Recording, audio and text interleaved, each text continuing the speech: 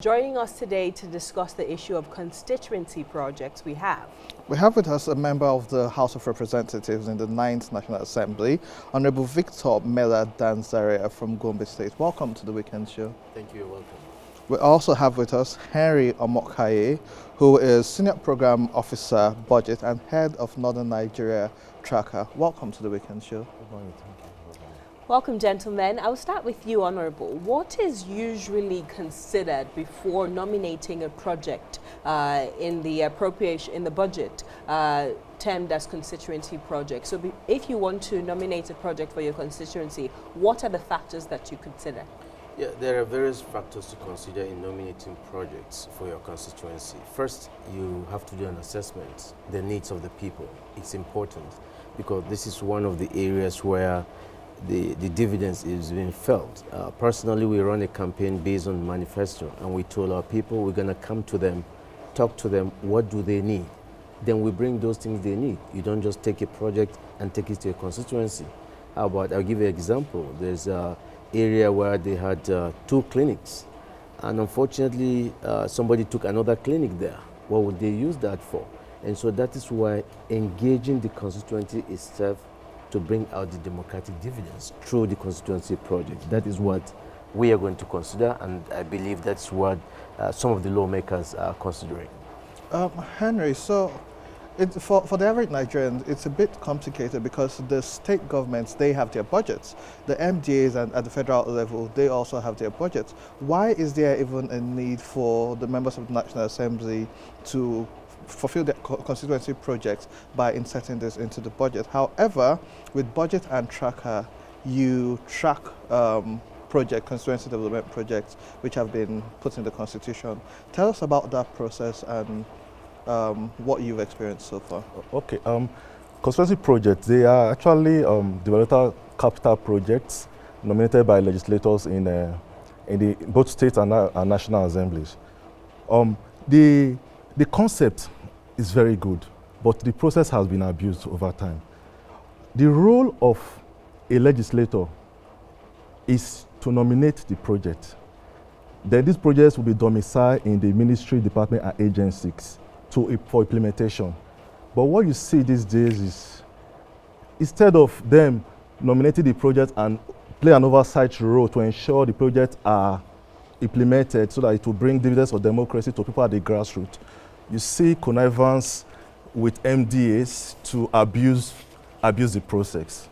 So in 2014, we looked at how much has been spent on constituency projects over the years since 1999 that they started, that the lawmakers pushed the constituency projects through during the presidency of President Olusegun Obasanjo. We looked at how much has been spent and assessed the impact of this constituency project in the life of ordinary Nigerians. And we saw that the process was totally abused. So we now said, okay, let us even have an initiative that we'll use in tracking these projects, reach out to the communities, let them know.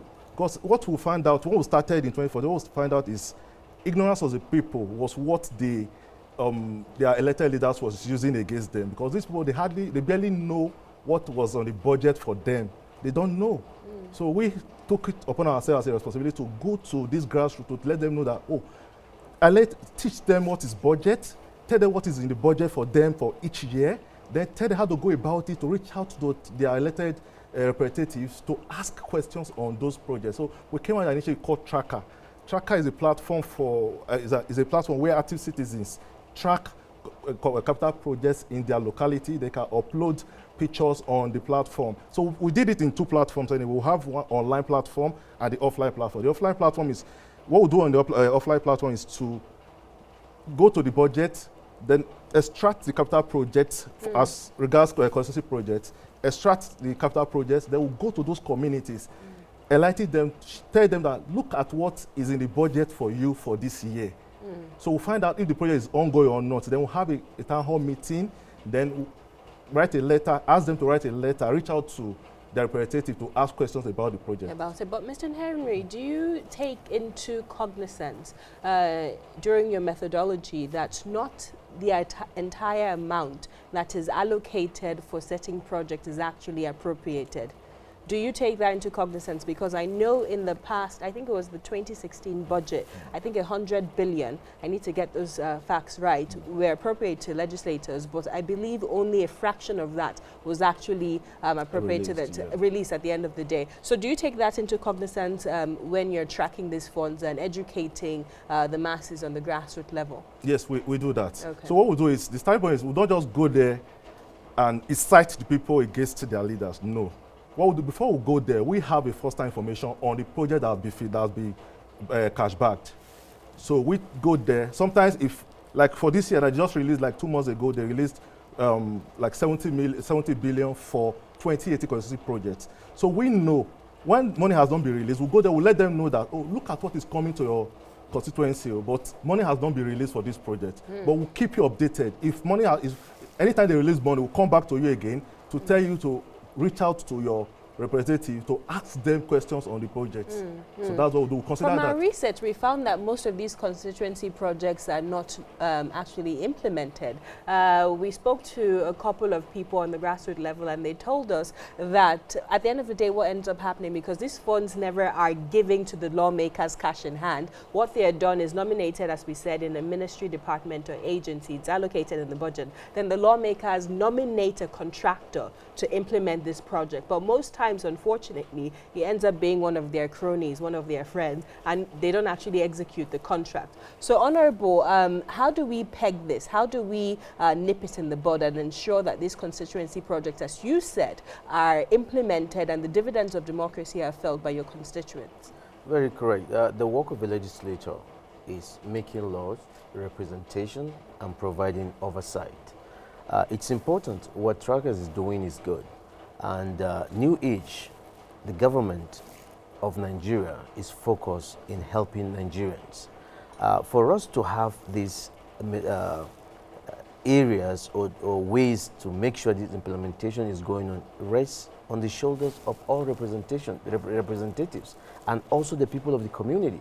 So what we as a party is making sure that the APC government, it wants to make sure that every democratic dividend gets to the poor people, gets to the grassroots. And so every member of the Senate or the House of Representatives have a duty to provide oversight for all those constituency projects. Let me give you an example. Even our predecessors, personally, we are going to take stock of constituency projects from 2015 to 2019 that have been executed by the members or by my predecessor. We're going to assess it. Did they achieve, was it adequately carried out? Or if there are failed projects, we'll put on notice. And this is not about witch hunting, it's about accountability. Members of the House of Representatives and our distinguished senators are accountable to whatsoever the government is giving out to them. Like I said, nominating those projects, these are projects that are essential for some of these communities. But you're right, sometimes you find a conniving, sometimes you find out that those projects are not being executed like my friend here rightly said. But it is our responsibility. It's not going to be business as usual. Things have changed. We will have to provide oversight for every project in our constituency. At least for me, Honorable Victor Mela, I intend to work with my constituency to tell them, give out information. That is what is lacking, like he said. They don't know about these things. In the past, they thought every member is given money, millions of naira to go and do stuff. They don't know much about nomination of this project. It is about nominating the project. Even capital project in our area, as a lawmaker, I intend to supervise it, to provide oversight, to report to the MDAs, whether it's ongoing or not. So contractors should watch out. If you are given money to provide service or to build infrastructure in Balanga-Billiri Federal Constituency, you better do it right. If not, we'll come after you and we'll tell Tracker, we'll get information from Tracker. It's all about the people. And you come on the weekend to expose them. I like that Honorable Victor Mela on international TV has committed himself to saying he will hold his colleagues accountable. But this has happened over time. In 2018, when the president signed the budget, he spoke about how about 578 billion naira was inserted into the budget for constituency projects. This year, the Minister of Labour and Employment, Dr. Chris Ngige, complained about the National Assembly also padding the budget with constituency projects. So, Henry, what are we being Tracker and the rest of Nigeria, doing to hold the National Assembly accountable and also helping them to identify this? Because it goes beyond the rural areas and the grassroots. They have their own contribution to holding the legislators accountable. But how is Tracker working together to hold accountable and also to help representatives like Honorable Victor Mela, who wants to ensure that these projects are actually tracked and implemented? Okay. Thank you. I'm very grateful that the honorable member is committing himself for the national TV. You know, most time they see us like antagonists instead of partners in progress. You know, most time we'll go to. Normally he'll be seeing my face regularly because it's the first time, and that's why he does not know me. He will still start seeing me knocking on your door every time. We'll go to them. We'll engage them. Like, let's work together. As a legislator, like he directly said, the three core responsibilities: oversight, lawmaking, and representation. Then you are representing your constituency, and these people, they voted for you so that you can bring their plight to the government at the center. That, oh, this is what my people, this is what they lack. So let's do this. So we engage them. Some of them will comply at the beginning. They will agree with us. They will agree to work with us. But on the long run, maybe they would have spoken with one or two colleagues, so those will poison their mind that these people, if they work with you, they will expose you, you know. So at the end of the day, we see them withdrawing, food dragging and all that. So we always meet them, engage them, let them know that, okay, look at the way forward, carry your constituency along. Because most of them, when you go to, they have constituency office all around their constituency, but they don't open those offices. I can tell you that. They don't engage their constituencies, their constituents. Sometimes you go there, okay, like now, sometimes you talked about need assessment, which is good, fantastic idea. Sometimes you see them nominating projects that is not even the problem of their constituents. Like sometimes I go to some communities, you see they have 2 primary schools. You see a representative nominating another primary school again in a community where the people, everybody all together is not even more than 1,000. Henry, before the show, when we were talking, you spoke about a project that was about to be investigated and within 3 weeks was completed. Yeah. Tell us about that. Okay. 2014, when we started this initiative, Tracker, so I was the project tracking officer in Ogun State. So I went on my normal duty. So I got to a certain community called Iwoye-Logbo in Ogun State, close to Sangota. When I got there, so I went to, there was a 20 million naira I marked for the construction of a school in that community that year. So when I got to the school, I met something like, I can't call that a school, it's a poultry, a block of 3 classrooms, housing 429 people. Imagine just divided by 3, you know how the population of each class. So we are like a poultry inside the class. So I met the elders, I discussed with them that, oh, there's a certain amount a month for the construction of a school. They said, no, that they are not aware, you know. First of all, they were doubting me. Where are you from? Like, they were looking at me as I'm from space. What do you mean by 20 million? I said, there's a certain amount, they explained to me that this school that I'm seeing, it's even community effort, that they rally around themselves to build this school. And now, after all said and done, we wrote a letter, we engaged the community. So we organized for a town hall meeting. Some of my other officials came, we attended the town hall meeting with the community people. So even that same day, after we finished the meeting, so we now said, okay, we'll write a letter now to your representatives so that we'll ask questions on what's happening to the funds that have been released. Because we know before we went there, we already had information that the funds for that project has been released. So what happened? So after the engagement, I was on top of the bike going to print out the letters for the community, because we use their letterhead, we just guide them on how to write the letter. I had my phone rang. I stopped. I picked the call. It was it's a senator. It was the senator's aide that he heard we were in their community that we are trying to incite. No, I said, no, sir, we are not inciting. And I explained everything to him. He said, okay, I will get back to you. So to cut the long story short, in 3 weeks later, we had a call from the community that they started constructing the school. That school took only 3 weeks to be completed.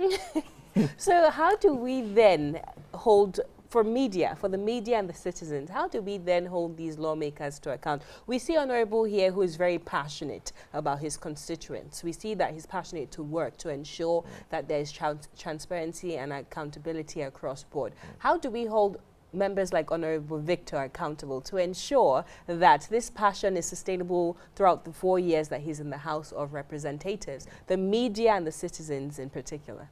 Okay, I'll be still go back to collaboration with the media, because we do a lot of collaboration with the media so that they will help us amplify what we do. Because if you do all these findings I'm talking about now, and then the media is not there, they are not airing, you know, nobody will know all these stories that I'm giving. Some of these stories, we have so many success stories that is not in public domain. So the media has a very big role to play, because this Amplify like them. we're doing today. Yes. the And voice the of the citizens? masses. Yeah, Yes. you let them know. So we do a lot of collaboration And the with citizens, the people watching, saying, in Yeah. fact, there's this senator I need to report. Yeah. So how do How they can go they about access it? How do they tracker? hold them accountable? Okay, like the citizens now. So that's why we have the platform, tracker platform. They can reach out to us. Okay, reporting, maybe there's a How? project. So that for people who are interested, how do they reach out to Tracker? Okay, you go to our website, www.tracker.ng, or you follow us at on what's it called? Social media. Twitter, at TrackerNG. So there, even when you go to our website, you can check projects for your, we have all the projects there. You can go to your state, even your constituency, type it there. If there's any project that's been allocated to your constituency or your community for that year, you see it there. Then communities with no access to the internet, how do they get Okay, to that's the offline aspect of it now. So what we do is every year the state, because we are now presently we're in 23 states. Okay, 24 now anyway, because we just added Nasarawa and FCT. So we're in 24 states. And so what we do is we extract the capital projects. Now we'll go to those communities ourselves. So based on what we have on the budget, all the communities that project has been allocated to, we go there, we let them inform them that something is coming to your community. Okay. So we do that as well. Honorable Victor. Yeah, I with due respect, I try to go a little bit of what Harry said. Distinguished senators and honorable members of House of Representatives of the Federal Republic, they are keen. They want to see development in their areas. Like he said, yeah, there are few people, maybe the few members or distinguished senators, the offices are not functioning, but that doesn't mean that the office does not function. Why am I saying? I'm saying this is because constitutionally they know they are right. They know what they are there for. So at the end of the day, some of these offices are there. The education that our people need, especially at the grassroots level, and that's in addition to what they are doing in areas where they will not access the Facebook or the Twitter or any other social media. I'm happy they organize some town hall meetings or meet. I have a good story, I mean, from just like what he told me from my own constituency. But I want to tell Nigerians, the people of this country have the responsibility to hold their leaders accountable. It's not about coming out and say, oh, senators get this, House of Representatives get this. No.